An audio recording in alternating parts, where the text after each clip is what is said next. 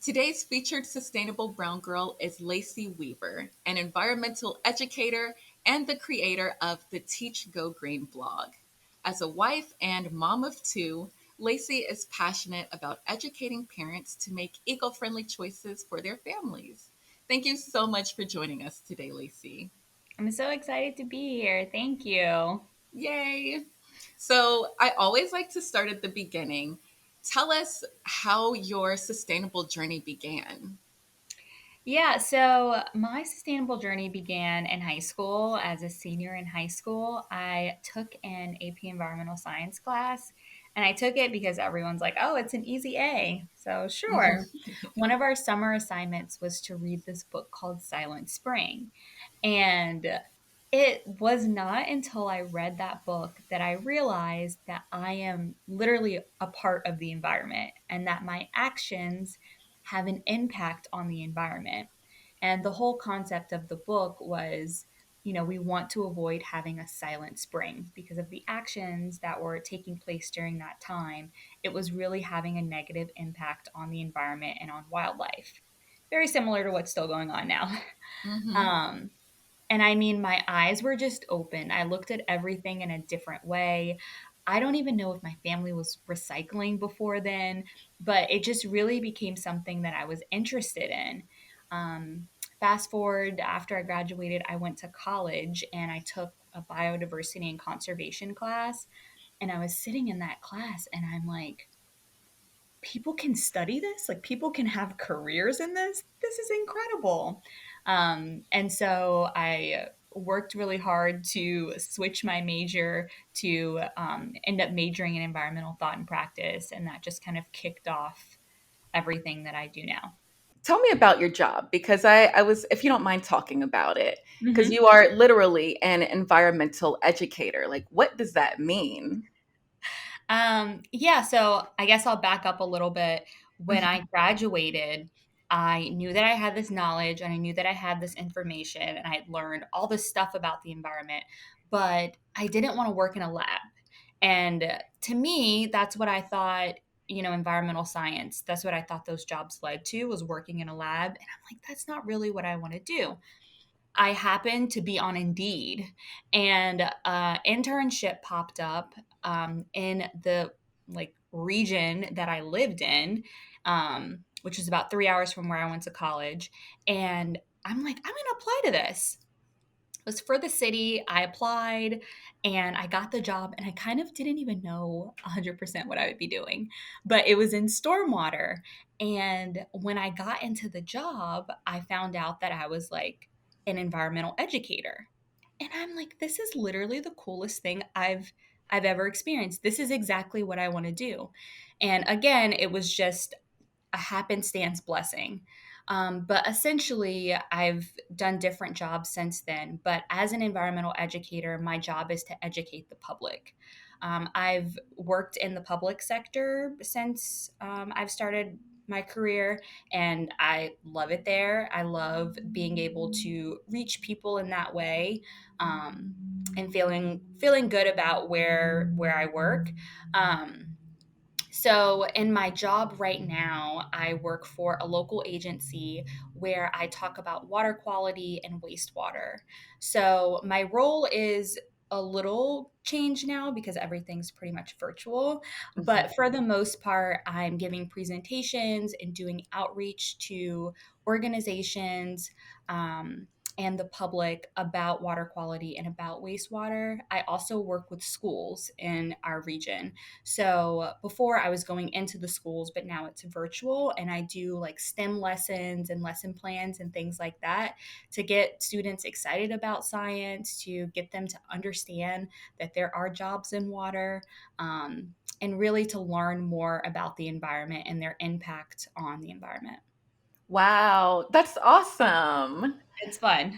Yeah, that is so cool. Because, I mean, it's been a while since I've been in school, but I know when I was growing up, I don't really remember learning much about the environment, So Mhm. I think it's great to be able to, go and talk to kids because, really, of course, it's affecting our generation, but it's definitely going to affect the younger generations. And you can kind of see them becoming more interested in that. And I'm sure that by talking to someone who's knowledgeable about, environmental things can, help foster that and get them more interested too.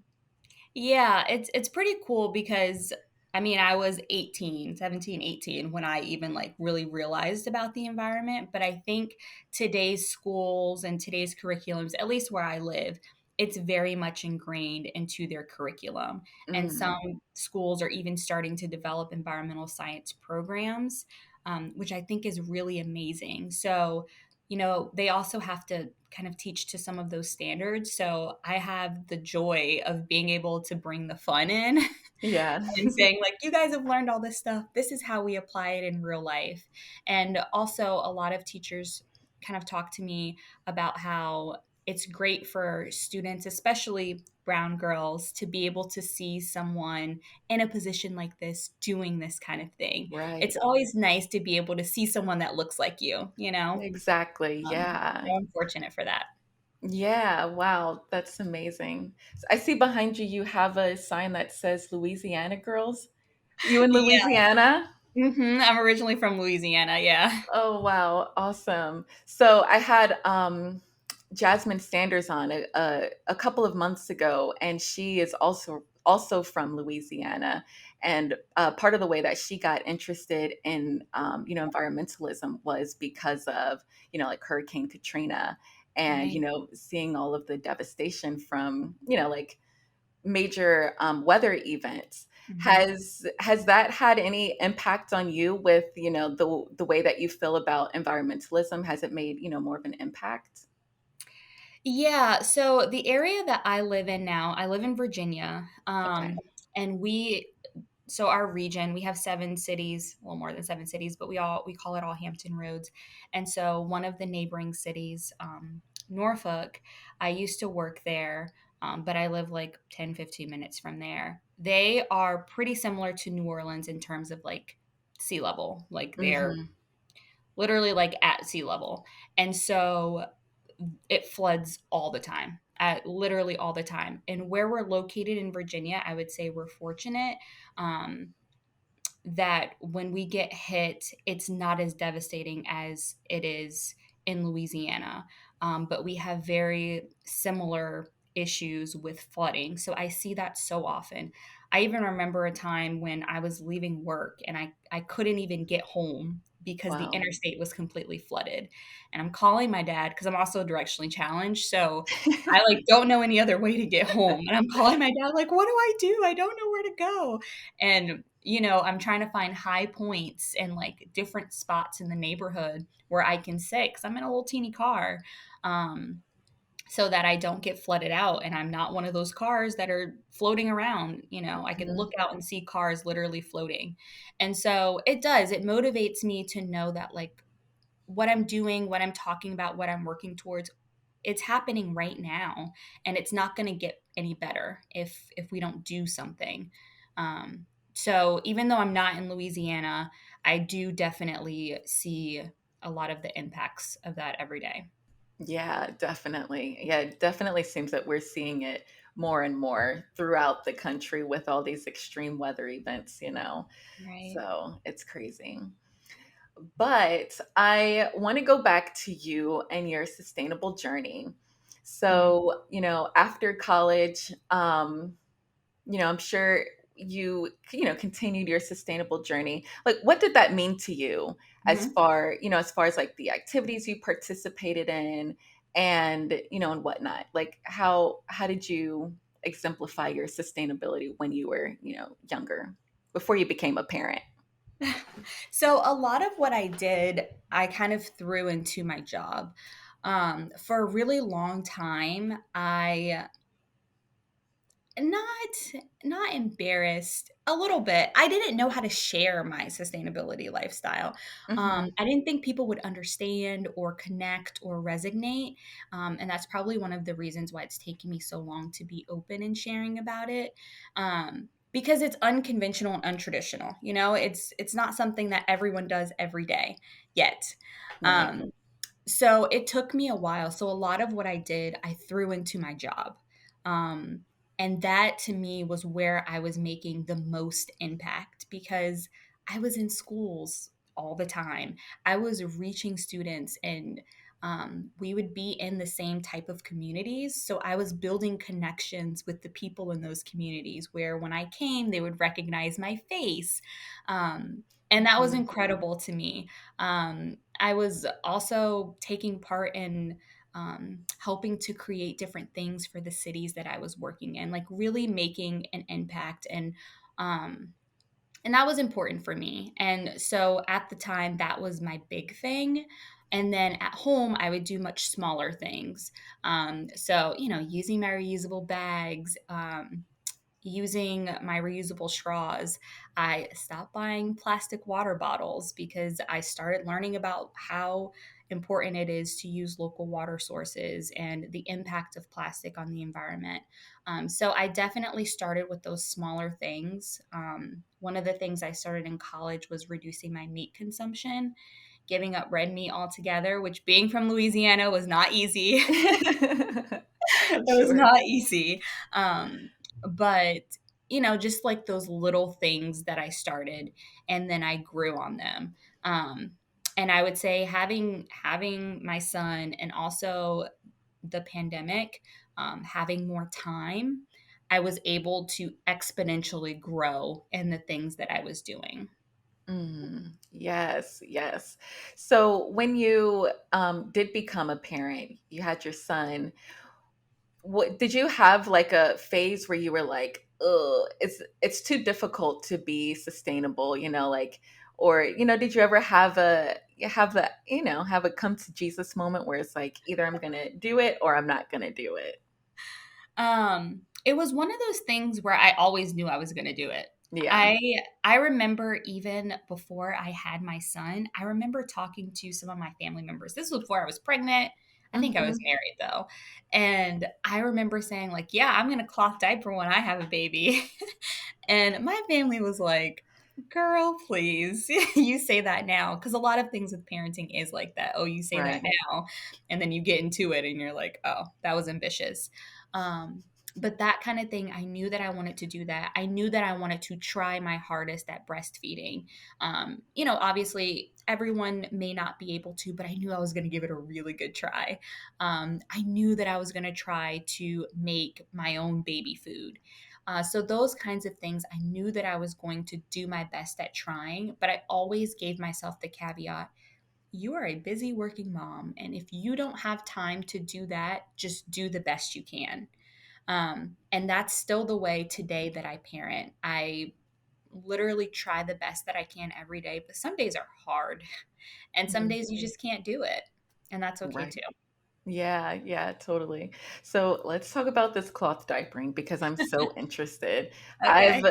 I've watched so many videos on YouTube about cloth diapering, and I don't even have a baby. So um I too have always, I mean not always, but for as long as I've been thinking about having children and Mhm. being on my sustainable journey, I've also wanted to cloth diaper. Right. So tell me the pros and cons of cloth diapering. So I'll start with the cons. Okay. Um, it's an upfront cost, but it Hmm. doesn't have to be. So for me personally, someone from work, she gave me some of her old cloth diapers, which was amazing.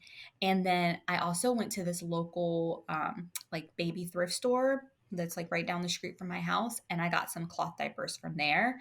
So I only ended up having to buy like one or two, like 6 packs of diapers. Um, so that is one thing, though. For most people, there is an upfront cost. Hmm. Another thing is the washing of the diapers. I know that gets people so hung up. Like, how do I wash them? How do I clean them? Don't they stink? And I'll be honest in saying, I mean, they're gonna poop in them, so poop stinks regardless. Disposable Hmm. diaper or cloth diaper, and disposable diaper or cloth diaper, you're probably gonna get poop on your hands as a parent, and that's just parenting. And so that is going to happen. So the cons, you're going to have to wash the diapers. And that was something that did intimidate me at first. But I will honestly and truly say it's really not that bad. I am very much into like routines and systems. It just becomes a routine and it's so second nature that you don't even think about it anymore. You just, oh, it's time to wash cloth diapers. Um, so for me, those were the big ones. Another one was really just like adjusting. So my mom, I have the benefit of my mom being able to watch my son a few days a week, which is really awesome. So getting her on board with cloth diapers, she actually loves them now. But at first, she's like, oh, Lacey. Um, and it's the same for some people. I know some daycares don't even take cloth diapers. Mm. So just figuring out a system where everyone kind of gets on board, it may take a little bit of time. Um, Benefits of cloth diapering, it saves you so much money. It truly saves you so much money. I mean, these packs of diapers, let's say I looked at it the other day, maybe 50 diapers, it could be like $25. And when your baby's small, you could be going through 10 diapers a day. Wow. So, it's less as they get older, but when they're newborns, when they're in their first couple months, you are going through some diapers. And it's so expensive, like trying to keep up with these diapers, keep them in your house, and knowing that I have all the diapers that I need. It feels really good. And financially, it works out very well for us. Um, Another pro that's awesome is that it feels really good on my baby's skin. So my Mm. daughter, my youngest daughter, she's not as sensitive, it seems. But my son, he had sensitive skin and would like get rashes and things from certain types of diapers. And we just didn't have that same issue with the cloth diapers, which was really Mm. nice. So it's like better for their skin, especially if your baby has sensitive skin. So that's really nice. And then of course the big one for me was that I'm reducing how many diapers I'm adding to the landfill. Like Mhm. I said, you can go through 10 diapers a day some days, maybe more. And so thinking about all those diapers, every single one you're adding to the landfill. And then thinking about all the wipes that you use, and sometimes you are using a lot of wipes, depending on Yeah. this. Um, it's a lot. It really, really is. So even if you're not completely 100% cloth diapering, even if it's half and half, even if you only cloth diaper on the weekends, it makes a big difference. Yes, definitely. Yeah, in my research, I've seen people who do a certain percentage of, cloth diapering. Like Hmm. maybe they don't do it 100% of the time. They only do it at night or like or they have disposable diapers at night and only Hmm. cloth diaper during the day. So Hmm. it is good to, figure out some type of balance. It doesn't have to be all or nothing, right? Absolutely, absolutely. Yeah. And you also use reusable wipes too? Yeah, that's something very new for us. It's something Okay. that was always in the back of my head. But again, it's like I said, I have to choose what works for me. And that's what I hope to continue to encourage other women, other parents to do what works for you because something that works for one family may not work for another. And so with my son, we use regular traditional baby wipes. And like I said, each of those wipes are going straight to the landfill. So with my daughter, we were like, okay, let's try the reusable wipes. Let's see how it works. And it's really not that bad. I don't know why I was so intimidated by it. I really was. And I'm like, what if I run out? But it's like it's in your house. You have everything here. Yeah. So it's really not that bad. And coupling it with cloth diapers, you're just tossing everything together in the wet bag. So it's not like an extra step. I'm already doing it pretty much. Mm. Wow. So, how do you make the reusable wipes? So I use cloth wipes. A lot of them are just like extra little bath towels that we had. Because usually, like baby shower gifts, people will get you a bunch of the little cloth wipes to, Hmm. wipe your baby. Um, so I have a bunch of those that I use. And then I even have like some old towels. And what I'll do is I'll get hot water, or I'll boil the water. When she was really little, I would boil the water just to make sure it was like everything was like nice and you know. Um, so I did that and let it cool, but now I just use hot water. And then I add to it, I use the Dr. Bronner's like unscented soap because it's a gentle soap. So I'll use a few drops of that. I'll add witch hazel and I'll add aloe vera to it. And then I'll also add some olive oil and I'll stir it and I put it in like a really big pitcher. And then I take the cloth and I put it in a jar and I just pour the solution over top and that's it. It Wow. doesn't take very long at all. It's super simple. I remember looking for recipes, and I know some people add like preservatives or something to make it Wow. last longer. I don't. It was kind of stressing me out, and I'm like, look, I'm just gonna do this my way and see how it works. And so far, it's worked really well for us. Um, Yeah, that sounds great.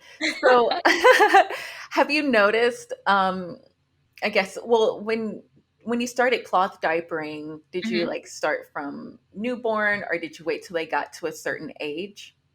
That's a really good question. So, for both of them, I did wait. So, my Mhm. son, I didn't start until like 7 weeks, I think.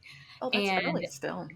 um, I was so tired. I was like, I can't learn another thing. For I don't want sure. to learn a cloth diaper right Uh-huh. now. And one day I was just sitting at home, just me and him. My husband had gone back to work. I was home from maternity leave still. And I'm like, let me just put a cloth diaper on him and see what happens. Mhm. And I had no idea what I was doing. I'm sure the buttons were all messed up, but it kept his pee in. Like it worked. Yeah. And so I just kept going. And I remember texting my husband a picture and I'm like, he's in a cloth diaper. And my husband's like, and I'm like, but it works. It's really not that bad. And we just kept building on it. And that's pretty much how it started. We just went for it.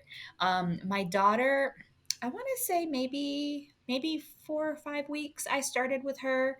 My son was pretty small, so getting those diapers on him was a little bit of a challenge. But my daughter, she's a bit juicier, so it was much easier for me. And I guess I had been doing it for 2 years at that point. So I kind of Right. knew a little bit more about what I was doing. Yeah, definitely. Have you since you use the cloth diapers, have you Mhm. noticed like that they get less rashes or, is it healthier for, like their skin as well? I have personally noticed that. Of course, that doesn't mean that babies don't get diaper rashes. Like Right. I won't say that. If you don't change your baby's diaper often enough, it Mhm. happens. It's gonna happen. But I do notice that, especially Sophia's skin. It's my daughter. Um, it's just like softer. It's not red. It's not chafed. Um, and I think the wipes that we use too has a lot to do with that as well because it's very gentle. I posted it on Instagram and someone's like, "Oh, this sounds perfect for eczema." Mhm. So it's very very gentle on her skin and I can see a difference for sure. Wow. Yeah, that's good. And you mentioned when you texted your husband when you first started using the cloth diapering. Mhm. Was it difficult to get him on board? Um I'm fortunate. I mean, he knows how I am. so, so it wasn't a huge surprise to him. He's probably like, "Oh, of course." Yeah. Um, but he definitely was not super excited at first because he's like, "Oh, that's just going to be more work." Mm, And the way that I kind of approached it was, "Let me show you how you can do this." And so I just showed him. And then I was like, if you don't want to do it right now, if you don't feel comfortable, we'll keep going back and forth until you feel more comfortable and you get to try it and test it out. And he's like, no, no, no, we're going to do it together. We'll do it together. Um, and so, like I said, I think I'm just fortunate. We've known each other for so long. We're middle school yeah. sweethearts. Oh, So I think he just like, he knows how I am. And yeah. he was like, all right, let's do it. Oh, that's sweet. That's great that he's, gotten on board with it and, is willing to do it for the kids and for the planet. Love Yeah. it. So, I could talk about cloth diapering all day, but Same. Let's talk more about some other ways that people can be more eco-friendly with raising their kids. One of the ways that I think is really, really impactful, honestly, is just figuring out how to connect back to nature. It's just so powerful and so impactful. And that's something that I think a lot of people can do. Even if that means you're just hanging out on your porch, hanging out on the front steps, if you are just getting out and connecting to nature in some way. We are naturally drawn to nature. It's how we were built, it's how we were wired. If you think about all the benefits that nature provides to us, the vitamin D we get from the sun, the fact that it improves our blood pressure, it improves our mood, it reduces our stress levels. We are literally drawn to being outside. And I think life kind of suppresses that a little bit for us, but it is what's natural to us. And there's some quote that says something about like spending more time in nature helps you remember how important it is to protect it. And that is 100% true. Mhm. One of the things that Yeah. I didn't learn until I read that book is I am a part of nature and I am a part of the environment. So being able to spend more time in nature kind of helps you remember that. So I think that's one thing, spending more time in nature. Another thing is talking to your kids about the environment. I just have this firm belief that it's our kids are going to be the future, right? You know, they are going to grow up, they're the Yep. future leaders. And I have this vision that instead of the environment being an afterthought, instead of us making all of these decisions and then thinking about, oh, well, how can I make it more eco friendly or how can I make this more sustainable? That if we raise more eco conscious children, it'll be so ingrained into who they are that the decisions that they make when they're our leaders, the environment is ingrained in their decisions. Do you get what I mean? Um, it's Yeah. something they don't have to have an additional panel about or think about in another way. It's just every single decision that they make, it will already be in that decision. How does this impact the planet? Um, so Yes. that's like my goal. um, Yes. and then I would say another thing that I do often, even with my son who's 2, I talk to him about litter. I I Yes. Hmm. remember as a kid, the storm drain, the box in the I would like throw trash in there. I Hmm. didn't know where it went. I thought it was a trash can. I had no idea that it connects to our local Hmm. waterways, and for us, it ends up in the Chesapeake Bay and then the Atlantic Ocean. Um, but just something as simple as, hey, when you go outside and play, take your granola bar wrapper and make sure you put it in the trash or put it in your pocket. Something that simple is something that I feel like a lot of people can do. Um, it doesn't require money, it doesn't require anything like that, but just educating them and talking to them about the environment. um, for older kids, I think it's also nice to not only explain the why, but kind of make it fun too. Connect it back to their Hmm. lives, connect it back to why it's important for their everyday lives. Even like the example I gave about not being able to get on the highway because of flooding. For a 16-year-old, that might resonate a little bit with them. You're driving, imagine you can't get on the Right. highway because of flooding. This is why that happens, and this Hmm. is this is why it's important to know about that. Yes. Yes. I like just keeping the conversation going through, everything that you're doing throughout the day. I can totally relate with the Hmm. littering thing, but my story is kind of the opposite because, like, my mom, I don't know if she ever really told Hmm. us not to litter, but one day I was driving in the car with my grandfather, and like I had just finished an apple, and I threw it out the window. And in my mind, I'm like, oh, it's gonna, it's part of Yeah. the earth or whatever. And I got in so much trouble. He fussed at me so hard. He's like, you don't throw stuff out, you don't throw stuff out into the, out into the world. You put it in the trash can. And that, like, I was probably 5 or 6, and that really has stuck with me. And whenever I see anybody litter, it just burns me up. Yes. And that's So so important that yeah, you say that. You are 5 years old and you still remember that. It is never too yeah. early. Exactly. That's pretty similar to what I tell my son. We're pushing him in the stroller, we're taking our walks outside, and he'll throw whatever it is, a toy, whatever. like, no, that's litter. You Mm-hmm. can't throw it. And so now he repeats it back to me. When he wants to throw, he goes, no, mama, that's litter. Oh, how cute. So it works. I love it. Amazing talking to you. You've given me so much food for thought and like how I want to raise my kids to be more eco-conscious. And you're doing great work with raising your children and also giving more education to other parents. And then what you're doing with your job as an environmental educator, you're just like hitting all the notes and I love it. So tell everyone where they can find you online. I'm happy that I have the opportunity to use this knowledge and this passion that I have and put it out to people, to give people tangible, understandable ways to be more eco conscious in their lives, and even people with kids. Having two small kids of my own, it's really difficult sometimes to live with the environment in mind, but it's totally possible. And I talk about that on my blog. That is where you could find me. So I blog over at teachgogreen.com.